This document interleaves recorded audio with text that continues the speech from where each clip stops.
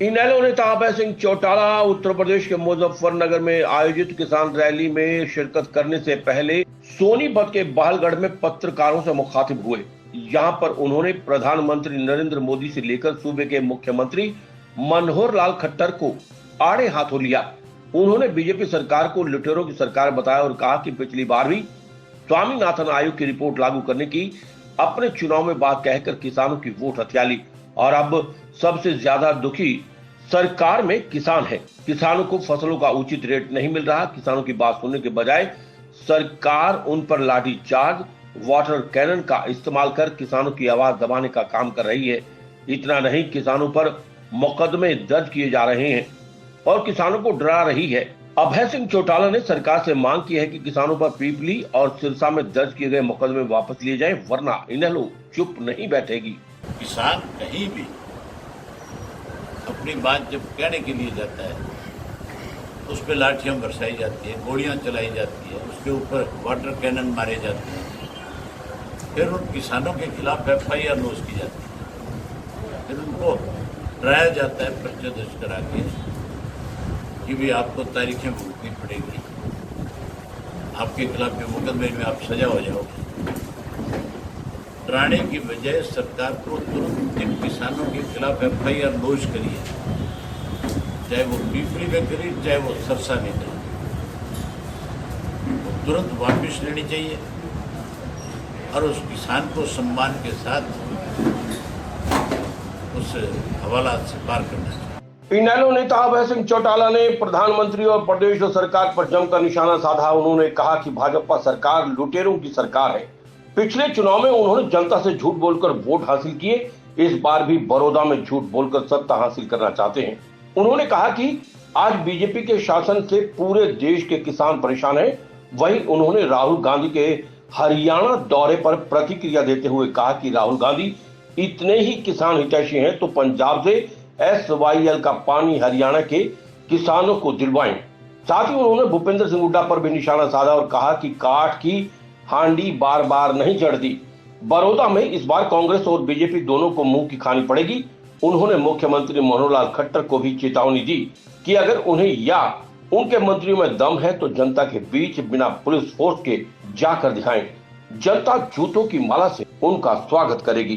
बहुत बड़ा विश्वासघात आम आदमी के साथ अपने वायदे पूरे करने के बजाय उनके सामने समस्याएं पैदा करी। लोग इंतजार में है, मौका मिला है लोगों को सबक सिखाने का। अगर ये चुनाव बीजेपी हारती है, मान्य होती है, तो फिर मुख्यमंत्री को तुरंत इस्तीफा भी दे देना चाहिए।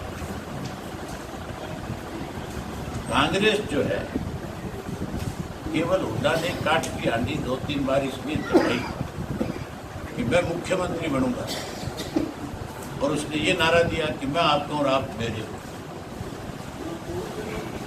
दोनों तीनों जो चुनाव में कांग्रेस जीती, आप अगर उसका मार्जिन देखोगे तो बहुत थोड़ा मार्जिन रहा है।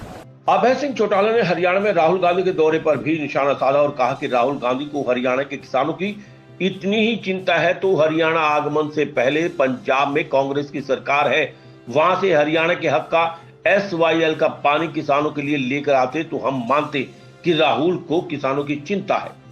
साथ ही अभय सिंह चौटाला ने भूपेंद्र सिंह हुड्डा पर निशाना साधा और कहा कि हुड्डा आजकल बड़ौदा उपचुनाव में एक ही बात कह रहे हैं कि बड़ौदा उनका घर है और हर बार वो ये कहकर वोट लेते हैं, लेकिन शायद हुड्डा भूल गए हैं कि काठ की हांडी बार बार नहीं चढ़ती। इस बार जनता कांग्रेस और बीजेपी दोनों को सबक सिखाने का काम करेगी और दोनों ही पार्टियों ने तो जनता के साथ किए वादे पूरे नहीं किए। उनका बड़ौदा उपचुनाव में जनता मुंह तोड़ जवाब देने का काम करेगी। राहुल गांधी को अगर किसान की चिंता है, अगर वो किसान के हितैषी हैं, तो फिर हरियाणा के किसान के साथ उनको पहले न्याय कराना चाहिए। हमारा जो SYL का पानी जो सुप्रीम कोर्ट ने हमारे हक में फैसला किया, पंजाब में उनकी सरकार है, वहाँ के मुख्यमंत्री पे इस बात का प्रेशर डाले, उससे कहे कि वे हरियाणा के हिस्से का पानी हरियाणा को दिया जाए। अगर हमें हमारा पानी मिलेगा तो हम राहुल गांधी की इस बात के लिए प्रशंसा करेंगे कि वो देश के किसान के लिए चिंतित है, ना कि किसी एक स्टेट के किसान के लिए चिंता व्यक्त। वहीं भाजपा प्रदेश अध्यक्ष ओपी धनखड़ पर अभय चौटाला ने हमला बोलते हुए कहा कि ओपी धनखड़ के पास खुद का मकान भी नहीं है और 1 इंच जमीन भी नहीं। जो व्यक्ति किराए के मकान में रहता है वो किसानों के हक की बात कैसे करेगा? इससे शर्म की बात और कुछ नहीं हो सकती। अभय सिंह चौटाला ने कहा कि आज वो मुजफ्फरनगर जा रहे हैं। जिस तरह से हाथरस में बेटी के साथ दरिंदगी हुई और जो नेता वहां मिलने जा रहा है उन पर पुलिस हाथापाई कर रही है, ये बर्दाश्त नहीं किया जाएगा। उन्होंने कहा कि मुजफ्फरनगर में हजारों किसान इकट्ठे हो रहे हैं। अगर योगी सरकार में दम है तो उन्हें रोक कर दिखाएं। उन्होंने कहा कि इनेलो पार्टी किसानों को समर्थन देने जा रही है। अपना घर भी नहीं है, जो आदमी किराए के मकान पे रहे वो किसान की बात करे, बड़ी शर्म की बात है। आज मैं मुजफ्फरनगर जाऊंगा। एक पीड़ित लड़की थी वाल्मीकि समाज की, उसके साथ रेप किया गया। रेप करने के बाद, सामूहिक रेप करने के बाद उसके हाथ पैर तोड़ दिए, उसकी जीभ तक भी की। ये बोल के बता नहीं सके कि मेरे साथ कौन लोग थे जिन्होंने रेप करने का काम किया। उन्होंने तो एक तरह से उसको मार के डाल दिया था, लेकिन उसके बाद उसको हॉस्पिटल लाया गया। फिर वो लड़की हॉस्पिटल में आने के बाद जब उसने दम तोड़ दिया, अगर कोई पॉलिटिकल आदमी उसके घर तक जाए तो सरकार का काम ये नहीं है कि वो उस घर तक जाने से उन लोगों को रोके। कोई दंगा थोड़ा ही करा रहे थे, वहां कोई फसाद थोड़ा ही हो रहा था।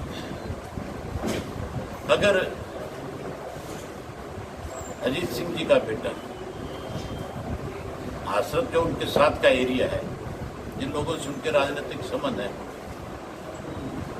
वो उनसे मिलने जा रहे थे और मिलने जब जा रहे थे तो पुलिस ने जो बैरिकेड्स लगा रखा था, उन्होंने बुलाया था कि तुम 10 आदमी आ जाओ, आप आगे जाकर के उनके परिवार से, पीड़ित परिवार से मिलाओ। राहुल गांधी को तो मिलने की इजाजत देनी और उनको रोक दिया गया। रोका भी नहीं, उनको अंदर बुला करके और फिर उनके ऊपर लाठीचार्ज किया और लाठियां मार के, मतलब इस तरह से लाठियां मारे थे जैसे कोई पशु को पीट रहे।